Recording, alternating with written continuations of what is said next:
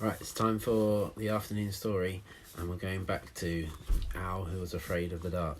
So before the Easter holidays, we have read 4 chapters, haven't we? Now, do you remember some of the important things? So, what was the character here? What type of owl? Remember? It's a barn owl. And what was the baby, well, the young barn owl called? Yeah, Plop. Oh, Plop. And Plop was afraid of the dark, wasn't he? Which is a bit crazy because owls are what type of animals? Can you remember? Type of birds? They're nocturnal, aren't they? Which means that they come out in the night time, don't they, to catch their food and things. So, to make sure he's not scared of the dark, he found different people, didn't he, who he spoke to, and they told him different things.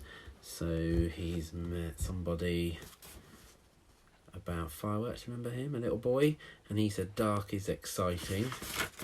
And then chapter 2 was that dark is kind. Do you remember? I think it was an old lady who said that to him, wasn't it? Dark is kind. Yep, there she is in her chair. And then, do you remember who told him that dark is fun? Remember? It was a scout. And then just before the Easter holidays, we found out that someone told him that dark is necessary.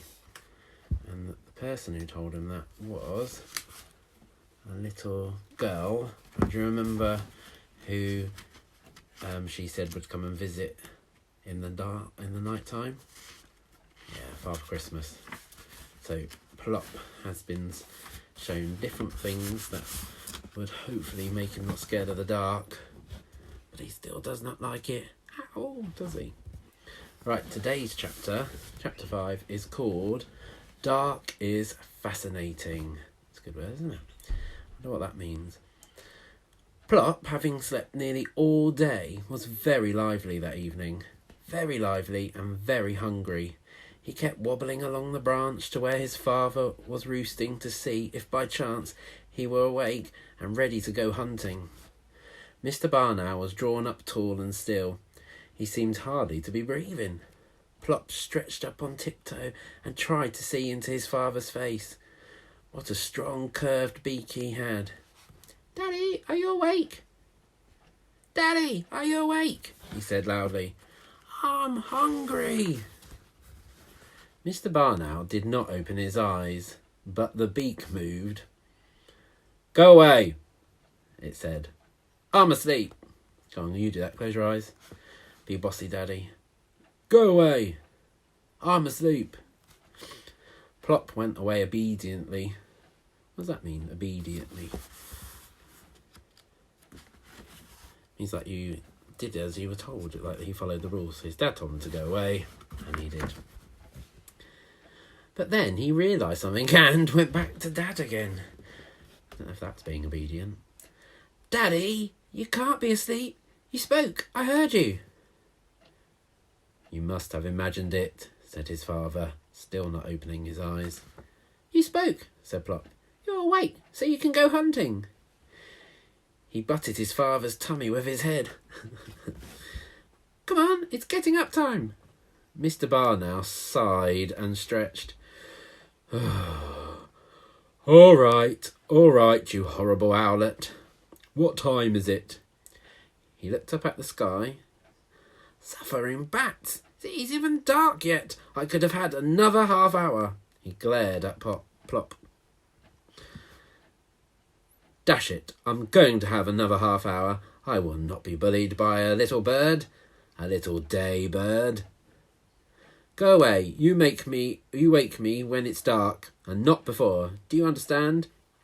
He suddenly leaned forward until his huge beak was level with Plop's own little carpet tack-sized beak. Plop could see 2 of himself reflected in his father's eyes. Yes, Daddy," he said, backing away hurriedly. "Good," said his father, drawing himself up to sleep again. "Good day."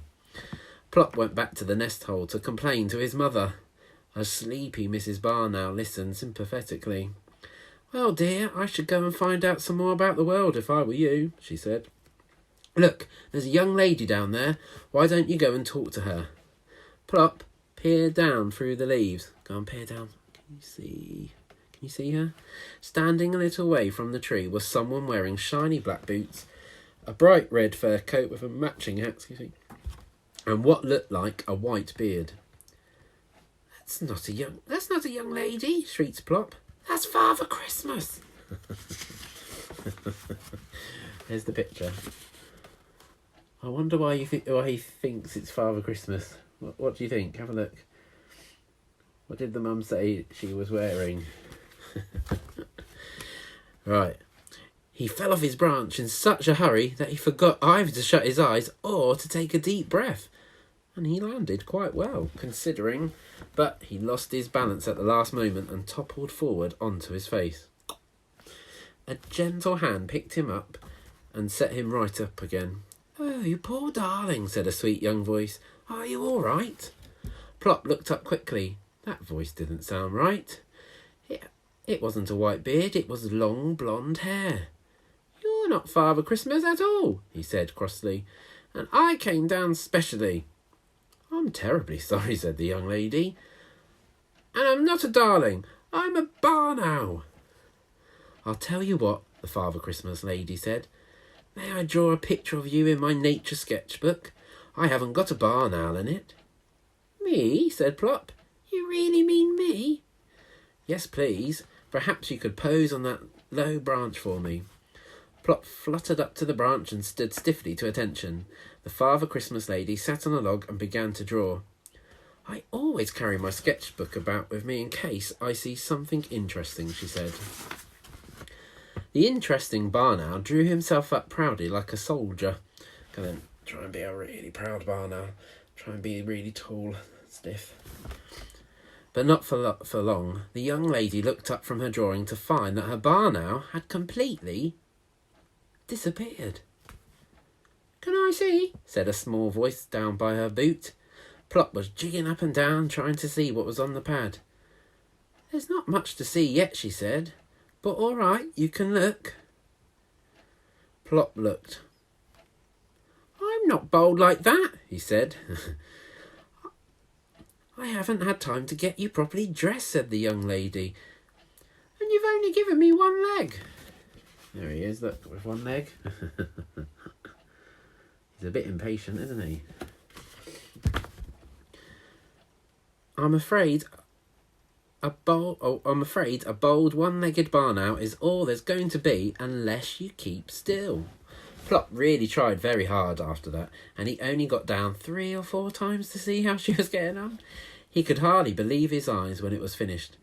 "Is that really me?" he said. "I look just like Daddy." "Well, almost." "Yes, that's really you," she said. "I keep one end of the book for animals and birds that come out in the daytime, and the other end for night creatures. I've put you with them, of course." "Oh," said Plop. Of course." "All the most interesting ones are your end," the young lady went on. "I think dark is fascinating." Tell me about it," said Plop. Well, it was too late now to tell her that she had got him at the wrong end of the book. "Hop up then," said the young lady, holding out a finger and taking Plop onto her lap. "And I'll show you what good company you are in. Look, here are some..." And what animal? You see that? Yeah. What are those animals? What do you call those? They're nocturnal. Badgers. Plop looked at the big black and white animals with stripes down the noses. "Funny faces they've got." "That's so they don't bump into each other in the dark," explained the young lady. "They can't see very well."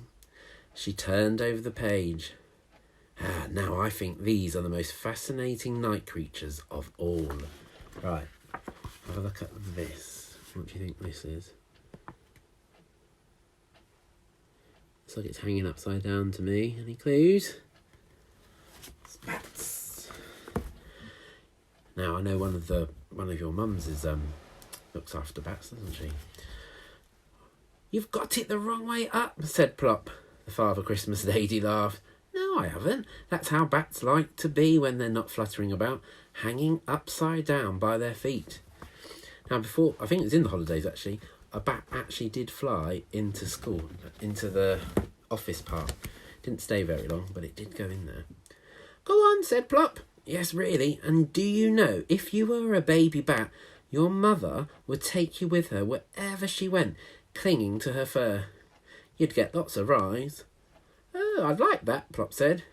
Yes, but when you got too big to be carried, do you know what your mother would do? She'd hang you up before she went out. I wonder if your mums and dads would do that to you. Maybe they could hang you upside down and then go for a walk. Hang me up, said Plop. Upside down? That's right. Now let's see what else we can find. She turned a few pages. Yes, here we are. Plop was not with her. He was rocking backwards and forwards on the low branch like one of those little wobbly men that you push. Every now and then he went a bit too far and had to waggle his wings to keep his balance. What are you doing? Asked the young lady. I'm trying to be a bat, said Plop. But what I don't understand is how they begin. I can't get upside down. Can you get upside down? Go on, try. Try. Go on. Perhaps it would be easier to be a hedgehog, said the young lady. When they're frightened, they roll themselves into a ball. Look, here's a picture of one. Plop hopped back onto her knee and inspected the hedgehog. Hang on, the picture's on that page. Have a look. You seen the hedgehogs before?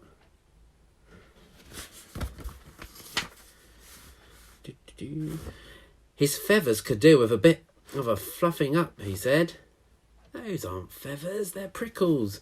Very useful they are too. A hedgehog can jump off quite a high fence without hurting himself because he makes himself into a prickly ball and just bounces. Very useful, said Plop. I wish I had prickles. He jumped off her lap and tried to roll himself into a ball. It was very difficult. I don't seem to have enough bends, he said.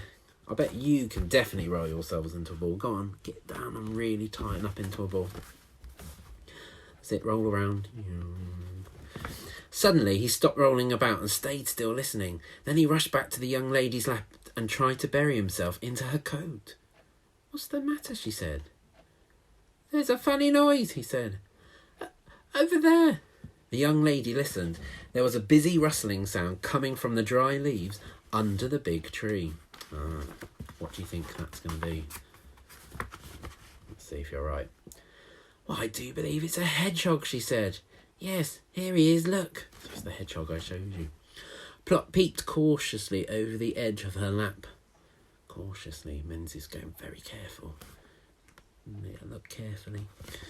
A tiny pointed snout pushed its way through the leaves, and then a small round creature scuttled across the ground in front of them.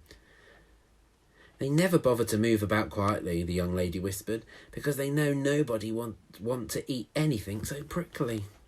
Is he sure? Said Plop. I'm so hungry, I could eat anything. The hedgehog stopped dead and rolled itself into a tight little ball. He must have heard you, the young lady said. What a thing to say.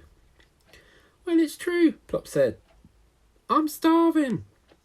Oh, of course. You'll be going hunting with your parents now that it's getting dark, won't you? I was forgetting you're a night bird. The night bird looked down at his toes. I won't keep you, she went on. Except, would you mind doing something for me before you go? I would like to hear you screech. Okay, this is your part in a minute. Plop didn't mind at all. He stuck out his chest. Go on, stick out your chest. And gave the most enormous eek he could possibly manage. Right, after three, all the puffins at the same time. Do a huge eek and we'll wake up everywhere near Abbots Kurzweil. Ready? 1, 2, 3. Eek! Gorgeous, said the young lady. Plop bobbed his funny little bow. Then he took off and circled round, eeking for all he was worth. Right, fly around the living room or wherever you are, go on, and eek like an owl. Off you go. Eek. The young lady waved, and then with one final eek of farewell, Plop flew up to the landing branch. Well, said his mother, The Father Christmas lady, you were right. It was a lady. Says dark is fascinating. And what do you think, Plop? What do you think he thinks? Go and have a guess. I still do not like it at all. But what do you think? The lady drew a picture of me. Oh, that's special, isn't it? Nobody has ever put me in a picture. And she says my Screech is gorgeous. She does she? I wondered what all that noise was about. Where's Daddy? Out hunting. Oh, jolly good. I could eat a hedgehog.